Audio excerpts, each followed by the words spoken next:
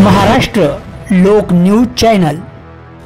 फुगेवाडी येथे सँडविक कंपनीचा ट्राला खड्ड्यात अडकला, त्यामुळे फुगेवाडी ते खडकी दरम्यान वाहतूक कोंडी। मुख्य कार्यकारी उपसंपादक अभिजित सिद्धार्थ चव्हाण, पुणे जिल्हा। फुगेवाडी दिनांक 5 ऑगस्ट 2025 रोजी फुगेवाडी परिसरात आज दुपारी सँडविक कंपनीचा मालवाहू ट्राला मोठ्या खड्ड्यात अडकल्यामुळे फुगेवाडी ते खडकी आणि त्यापुढील परिसरात मोठ्या प्रमाणावर वाहतूक कोंडी झाली। वाहतूक कोंडीमुळे वाहन चालकांची मोठी गैरसोय झाली होती।